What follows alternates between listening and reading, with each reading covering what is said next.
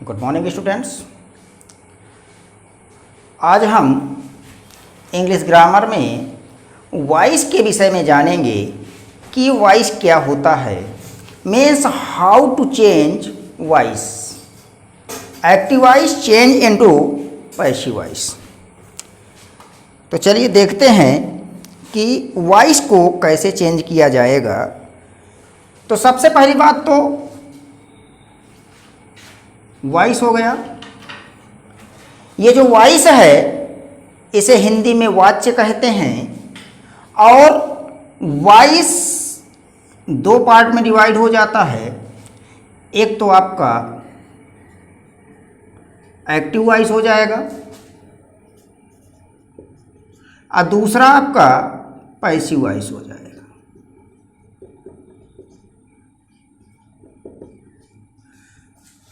Active voice और passive voice. तो यहाँ पर मेन जो रूल्स है वो हमारा रूल ये है कि एक्टिव वॉइस से पैसिव वॉइस में कैसे परिवर्तन किया जाए।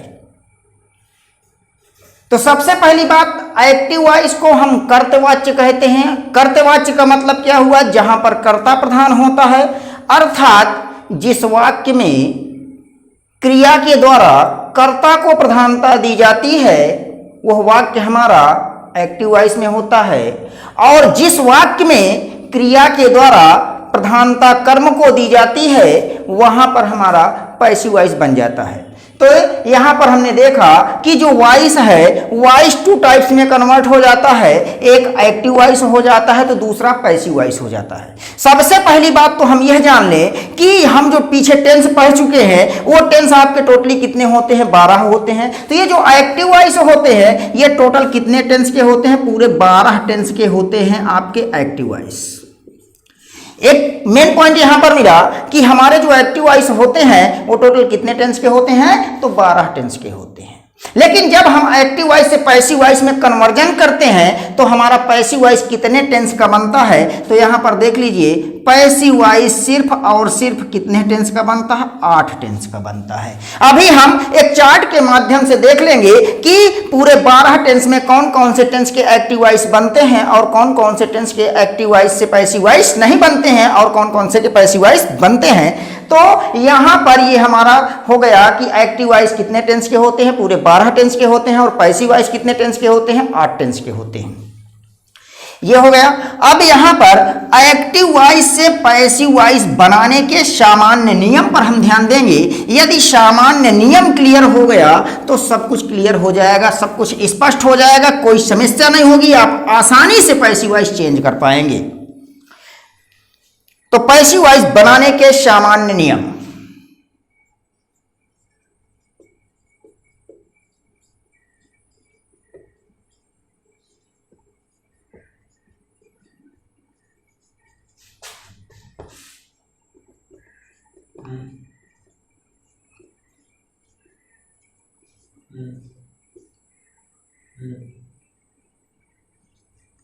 पैसिव वॉइस बनाने के सामान्य नियम।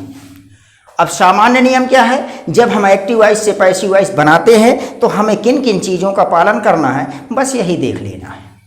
तो सबसे पहले तो रफली देख लेते हैं, उसके बाद फिर देखते हैं। मान लीजिए कि यदि आपका कोई एक्टिव वॉइस का सेंटेंस है तो एक्टिव वॉइस का सेंटेंस इस रूप में आएगा, सब्जेक्ट के रूप में आएगा, उसके बाद वर्ब होगा, वर्ब के बाद आपका ऑब्जेक्ट होगा, मिनिमम इतना होगा।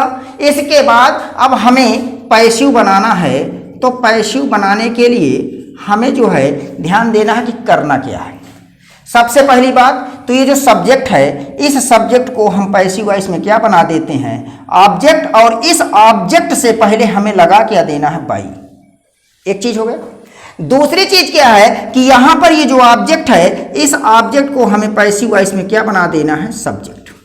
तो हमने देखा कि सब्जेक्ट का कन्वर्जन कहां हो गया? ऑब्जेक्ट में। ऑब्जेक्ट से पहले क्या लगाया गया? बाई। मैक्सिमम प्रीपोजिशन बाई का प्रयोग किया जाता है, बट कुछ कंडीशंस होती हैं जहां पर बाई के स्थान पर अनदर प्रीपोजिशंस भी आते हैं, तो वो वर्ब की कंडीशन पर लागू होते हैं कि किस वर्ब के साथ कौन सा प्रीपोजिशंस होगा। लेकिन नॉर्मल रूल यहां पर हम देख रहे हैं, सामान्य रूल देख रहे हैं, तो सामान्य रूल में ऑब्जेक्ट से पहले बाई ही रखना है।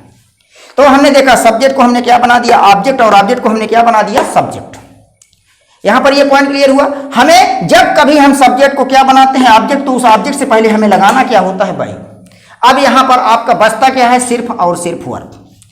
आप जानते हैं कि किसी किसी वाक्य में केवल मेन वर्ब का प्रयोग होता है, तो किसी किसी वाक्य में helping verb plus main verb दोनों का प्रयोग होता है। तो कहने का मतलब ये है कि ये जो वर्ब है, इस वर्ब को हम इस तरह देख सकते हैं कि हो सकता है कि वाक्य में केवल आपका मेन वर्ब हो, और हो सकता है कि आपका वाक्य में helping verb plus main verb हो। अब हमें यह देखना है कि हमारा जो है केवल मेन वर्ब है कि हेल्पिंग वर्ब और मेन वर्ब दोनों वाक्य में आए हैं। तो चाहे आपका एक्टिव वॉइस में केवल मेन वर्ब हो और चाहे helping verb plus main verb दोनों हो, यहां पर जब कभी आप पैसिव वॉइस बनाते हैं तो सबसे पहले आपको हेल्पिंग वर्ब लिखना होता है, और हेल्पिंग वर्ब के बाद आपको क्या लिखना होता है, मेन वर्ब। लेकिन याद रहे कि मेन वर्ब यानी पैसिव वॉइस में हमेशा मेन वर्ब का थर्ड फॉर्म ही यूज किया जाता है, उसके अलावा कोई फॉर्म नहीं होता। जबकि यहां पर जो ये मेन वर्ब लिखी है, इस मेन वर्ब का मतलब है आपका V1, V2, V3, V4 या V5 कुछ भी हो सकता है। तो कहने का मतलब या तो सेंटेंस में केवल मेन वर्ब होगा, या फिर आपका जो है सेंटेंस में हेल्पिंग वर्ब और मेन वर्ब होगा। यदि मेन वर्ब बस होगा तो या तो वहां पर V1 होगा, या तो V2 होगा, या तो V5 होगा। और यदि हेल्पिंग वर्ब लगा है तो या तो फिर वहां पर आपका मेन वर्ब में V4 होगा, या फिर V3 होगा, या फिर V4 होगा। यहां पर ये देख लिए। लेकिन जब हम पैसिव वॉइस बनाएंगे तो हो सकता है सेंटेंस में केवल मेन वर्ब आई हो, लेकिन पैसिव वॉइस में हमें हेल्पिंग वर्ब का प्रयोग करना होता है। और ये जो हेल्पिंग वर्ब है, इस हेल्पिंग वर्ब का मतलब क्या हो गया कि helping verb according to tense use की जाती है। यदि अकॉर्डिंग टू टेंस नहीं यूज करेंगे तो हमारा पैसिव वॉइस हेल्पिंग वर्ब के अकॉर्डिंग गलत हो जाएगा। तो हेल्पिंग वर्ब को लगाने के लिए हमें टेंस की जानकारी जरूर होनी चाहिए। इसीलिए पहले मैं आपको टेंस पढ़ाया हूं, अब टेंस के बाद आपको वॉइस पढ़ाने जा रहा हूं। तो यहां से आपने देखा कि एक्टिव वॉइस का सेंटेंस सब्जेक्ट वर्ब और ऑब्जेक्ट के रूप में होगा, तो पैसिव वॉइस का सेंटेंस कैसे बन जाएगा, सब्जेक्ट होगा, हेल्पिंग वर्ब होगा, वर्ब की थर्ड फॉर्म होगी और ऑब्जेक्ट होगा। यहां पर ये जो सब्जेक्ट होगा, ये सब्जेक्ट आपका क्या होगा, न्यू सब्जेक्ट होगा। रीजन क्या है, क्योंकि हमने ऑब्जेक्ट को सब्जेक्ट बनाया तो हमारे पास एक न्यू सब्जेक्ट आया। इसी प्रकार यहां पर जो ऑब्जेक्ट होगा वो हमें किस रूप में बनेगा, एक न्यू ऑब्जेक्ट के रूप में मिलेगा, क्योंकि हमने सब्जेक्ट को ऑब्जेक्ट बनाया है। तो हमारे पास नए सब्जेक्ट और नए वर्ब होंगे। यहां पर ये जो हेल्पिंग वर्ब है, हेल्पिंग वर्ब हमारी न्यू सब्जेक्ट के अकॉर्डिंग ही लगाई जाती है। ये नहीं है कि यहां आपने देखा कि यहां सब्जेक्ट है, यहां पर हेल्पिंग वर्ब जो आई है, हो सकता है कि वही हेल्पिंग वर्ब आ जाए, लेकिन हो सकता है कि दूसरी भी लगाना पड़े, इसलिए आपको न्यू सब्जेक्ट के अकॉर्डिंग हेल्पिंग वर्ब का यूज करना है। तो बाई पॉइंट इसको देख लेते हैं कि पैसिव वॉइस जो हम बनाते हैं, यानी एक्टिव वॉइस से पैसिव वॉइस बनाने के सामान्य नियम में पहला पॉइंट क्या रहा है, इसे हम पॉइंट वाइज देखेंगे, एकदम से स्पष्ट हो जाएगा। तो पॉइंट वाइज देखेंगे तो पहला पॉइंट क्या कहता है, सबसे पहले हम एक्टिव वॉइस के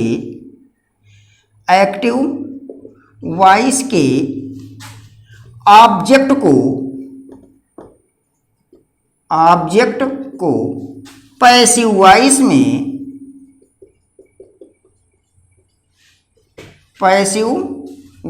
में सब्जेक्ट बना देते हैं। एक एक पॉइंट पर ध्यान दीजिएगा। सबसे पहले पॉइंट हमारा क्या है कि हम एक्टिव वॉइस के सेंटेंस को देखेंगे, देखने के बाद उसका हम ऑब्जेक्ट खोजेंगे, ऑब्जेक्ट खोजने के बाद उसे हम क्या करेंगे, पैसिव वॉइस का सब्जेक्ट बना देंगे। पॉइंट एक हो गया। पॉइंट सेकंड कह रहा है कि पैसिव वॉइस में हेल्पिंग वर्ब का प्रयोग किया जाता है। पैसिव वॉइस में हेल्पिंग वर्ब का प्रयोग टेंस के अनुसार किया जाता है। टेंस के अनुसार किया जाता है। अब जब टेंस के अनुसार किया जाता है तो अब हमें हर टेंस को देख लेना है कि किस टेंस में हम कौन सी हेल्पिंग वर्ब का प्रयोग करेंगे। मेन बात हम पैसिव वॉइस की, तो हेल्पिंग वर्ब को समझने के लिए हम एक चार्ट की सहायता लेते हैं, और चार्ट क्या कहता है, उस चार्ट में किस टेंस में कौन सी हेल्पिंग वर्ब का प्रयोग किया जाएगा वो चार्ट के माध्यम से स्पष्ट हो जाएगा। तो चलिए देखते हैं कि पैसिव वॉइस में किस टेंस में कौन सी हेल्पिंग वर्ब आती है, अर्थात पैसिव वॉइस बनाते समय किस टेंस में कौन सी सहायक क्रिया का प्रयोग करेंगे। तो चलिए देखते हैं। पहले एक इंडेक्स बनाते हैं, एक चार्ट बनाते हैं।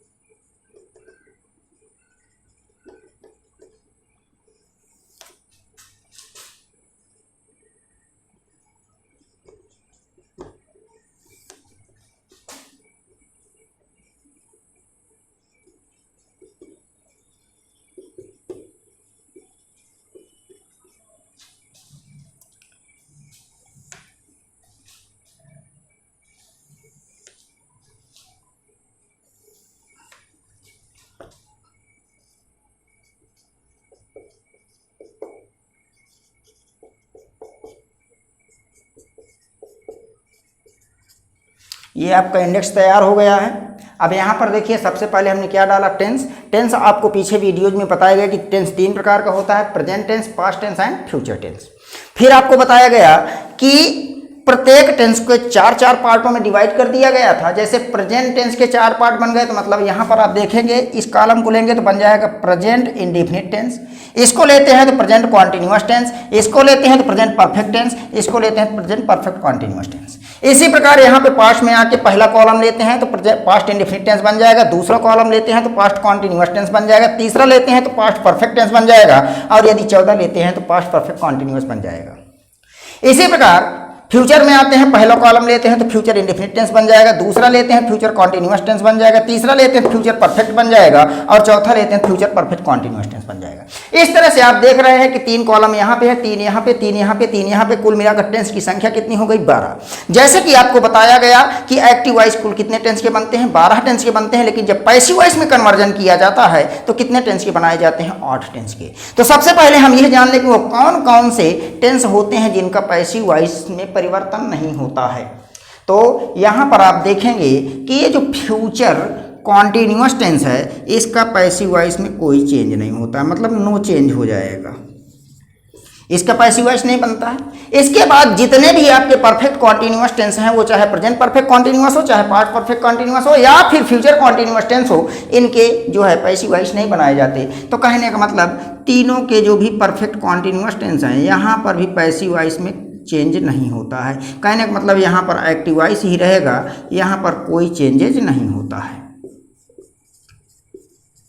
इस तरह से हमने आपको बताया था कि 12 में से 8 के पैसिव वॉइस बनते हैं जबकि 4 के नहीं बनते हैं। तो आप देख सकते हैं कि फ्यूचर कॉन्टिन्यूअस टेंस का पैसिव वॉइस नहीं बनता है, प्रेजेंट परफेक्ट कॉन्टिन्यूअस टेंस का, पास्ट परफेक्ट कॉन्टिन्यूअस टेंस का और फ्यूचर परफेक्ट कॉन्टिन्यूअस टेंस का, इनके पैसिव वॉइस नहीं बनते। अब हमारे पास बचे कितने, 8 हम देख सकते हैं, 3 कॉलम यहाँ पे हैं, 2 यहाँ पे हैं, 3 यहाँ पे हैं। अब हमें इनका पैसिव वॉइस बनाना है।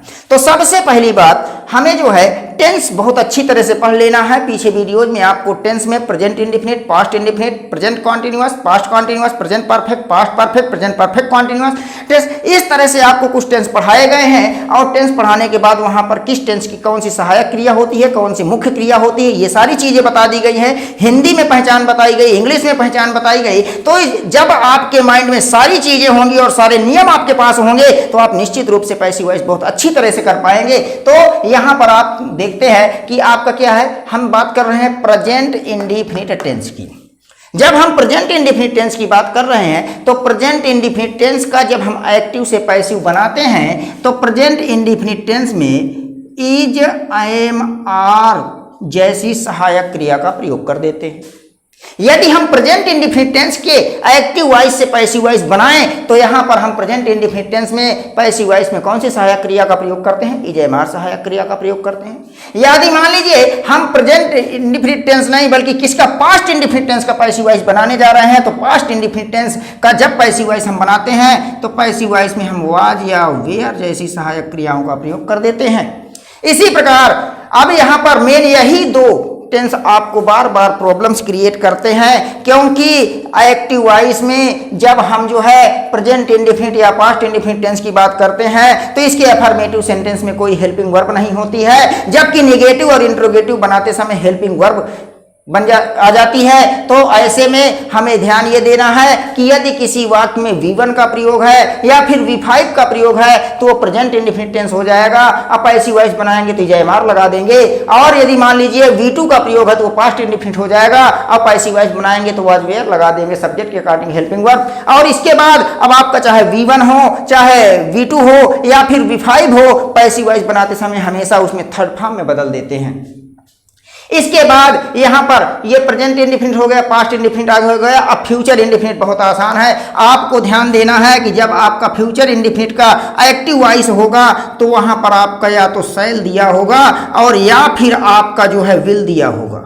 और जब कभी इसका पैसिव वॉइस बनाएंगे तो आप बी जरूर जोड़ देंगे, यानी एक्टिव वॉइस में आपको शैल मिल जाए या फिर क्या मिल जाए, विल, तो पैसिव वॉइस बनाते समय वहां पे आप क्या जोड़ देंगे, बी जोड़ देंगे। इसी प्रकार से प्रेजेंट कॉन्टिन्यूअस टेंस की बात करते हैं तो प्रेजेंट कॉन्टिन्यूअस टेंस के एक्टिव वॉइस में इज, एम, आर में से कोई दिया होगा, और जब पैसिव वॉइस जो बनाएंगे तो वहां पर आप बीइंग लगा देंगे।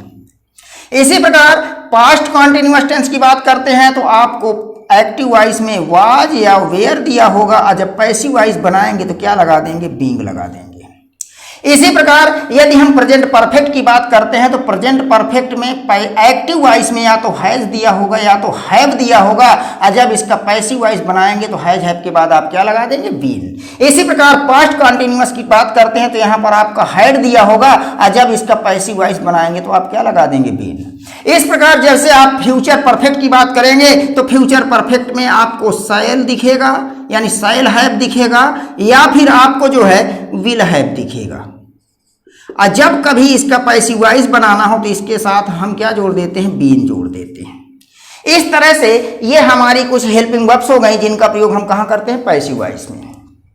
तो आपने देखा कि यहाँ शैल या विल दिख जाएगा तो पैसिव वॉइस बनाते समय आप किसका प्रयोग कर देंगे, बी का प्रयोग कर देंगे। यहाँ पर इजयमार दिखेगा तो पैसिव वॉइस बनाते समय आप किसका प्रयोग कर देंगे, बीइंग का प्रयोग कर देंगे। वाज वेयर दिखेगा तो आप पैसिव वॉइस बनाते समय किसका प्रयोग कर देंगे, बीइंग का प्रयोग कर देंगे। यदि आपको हैज हैव हैड दिख जाए तो आप पैसिव वॉइस बनाते समय किसका प्रयोग कर देंगे, बीन का प्रयोग कर देंगे। शैल हैव मिल जाए या फिर विल हैव दिख जाए तो पैसिव वॉइस जब बनाएंगे तो उसके साथ भी क्या किसका प्रयोग कर देंगे, बीन का। तो यहाँ पर ये हमारे कुछ टेंस हो गए। किस टेंस में कौन सी सहायक क्रिया का प्रयोग किया जाएगा, यहाँ पर इस चार्ट के माध्यम से हम देख सकते हैं कि हमारा एक्टिव वॉइस किस टेंस में जा रहा है और जब पैसिव वॉइस बनाएंगे तो उस टेंस में हमें सहायक क्रिया कौन सी प्रयोग करनी है।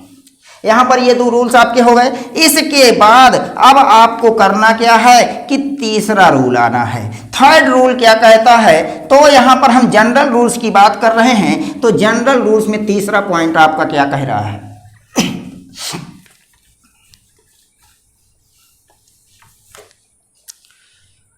थर्ड रूल आपका कहता है कि पैसिव वॉइस में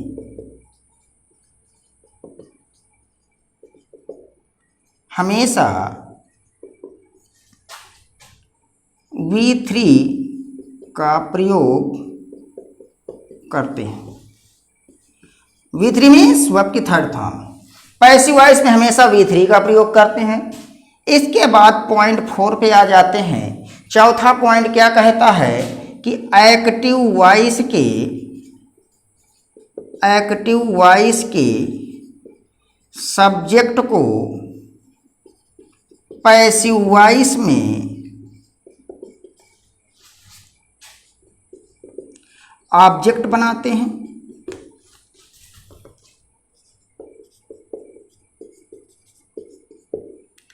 और उस ऑब्जेक्ट से पहले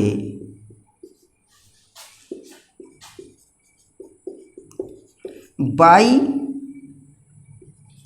अवश्य लगाते हैं।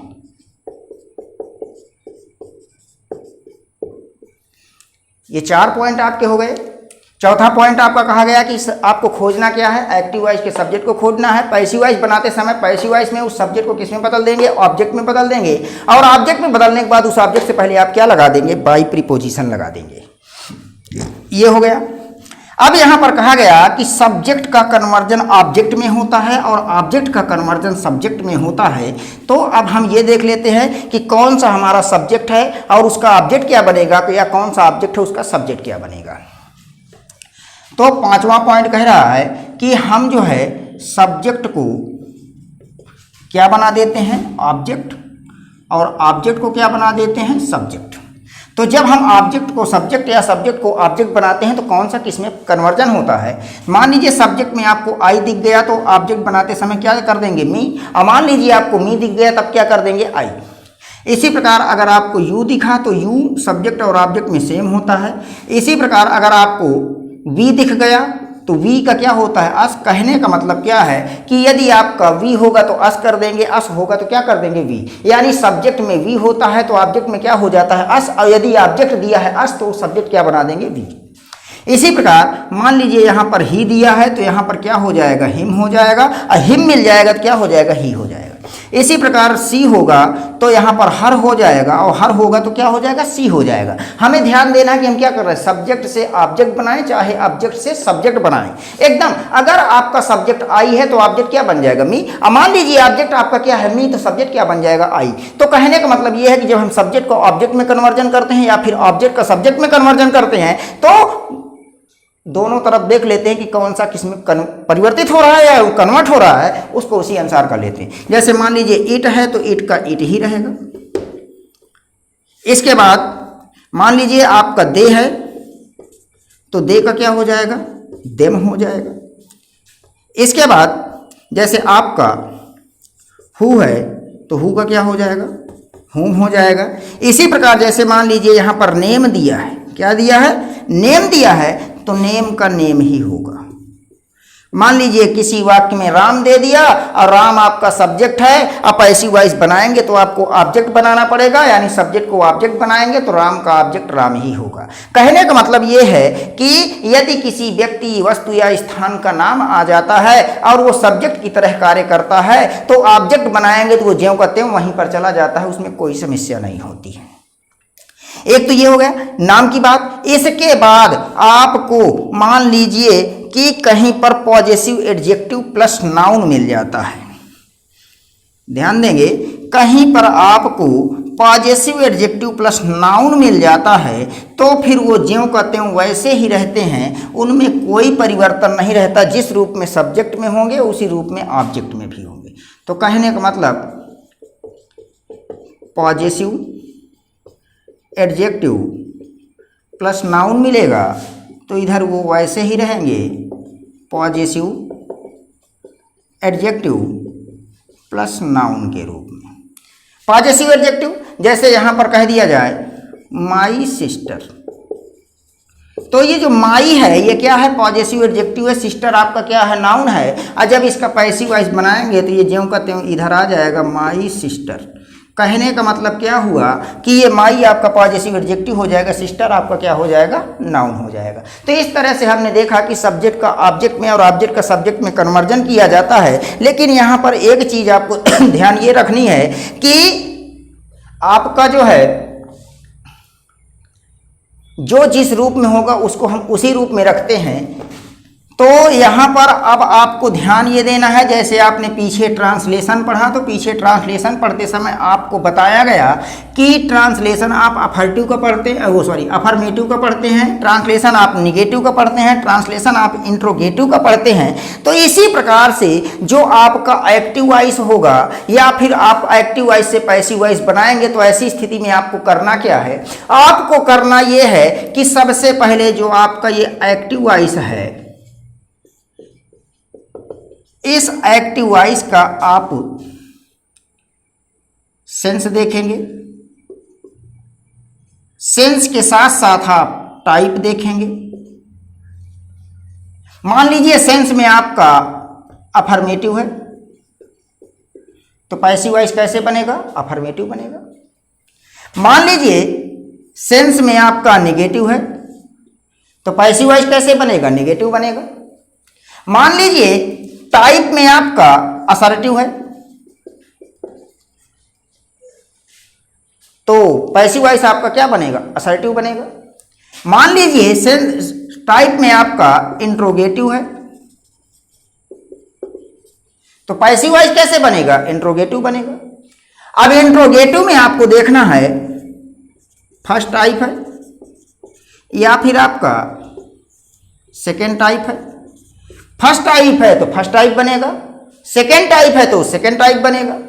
इसी तरह से कहा जाता है कि अंग्रेजी अपवादों से भरी हुई है, तो जब अपवादों से भरी है तो कहने का मतलब क्या हुआ कि आपका जो एक्टिव वॉइस है वो अपवादिक भी हो सकता है। तो यदि एक्टिव वॉइस अपवादिक है तो पैसिव वॉइस भी अपवादिक बनेगा। तो कहने का मतलब ये है कि आपका एक्टिव वॉइस का सेंटेंस जो होगा वो आपका असर्टिव होगा। कहने का मतलब अफर्मेटिव या निगेटिव, तो अफर्मेटिव होगा तो अफर्मेटिव बनाएंगे, निगेटिव होगा तो निगेटिव बनाएंगे, इंट्रोगेटिव होगा तो इंट्रोगेटिव बनाएंगे, फर्स्ट टाइप होगा तो फर्स्ट टाइप बनाएंगे, सेकंड टाइप होगा तो सेकंड टाइप पैसिव वॉइस बनाएंगे। और यदि मान लीजिए एक्सेप्शनल है तो पैसिव वॉइस भी एक्सेप्शनल ही बनेगा। इस तरह से यहाँ पर आपको जो है बेसिक रूल बता दिया गया है कि आप एक्टिव वॉइस से पैसिव वॉइस कैसे चेंज करेंगे। इन रूल्स पर आप विशेष ध्यान दीजिए। इससे रिलेटेड जो भी एक्सरसाइज है वो हम नेक्स्ट वीडियो में देखेंगे और एक एक रूल्स को फॉलो करेंगे, एक एक रूल्स को अप्लाई करेंगे और देखेंगे कि जो रूल्स बताए गए हैं वो रूल्स कहाँ तक जो है सही हो रहे हैं और जो हम पैसिव वॉइस बना रहे हैं वो पैसिव वॉइस करेक्ट हैं या फिर नहीं है। यदि आपको यह वीडियो पसंद आया हो तो इस वीडियो को लाइक करें, शेयर करें, कमेंट करें और साथ ही साथ चैनल को सब्सक्राइब कर बेल आइकन अवश्य ही दबाएं, जिससे आपको समय समय पर न्यू वीडियोज के नोटिफिकेशन मिलते रहें। Thank you to all of you.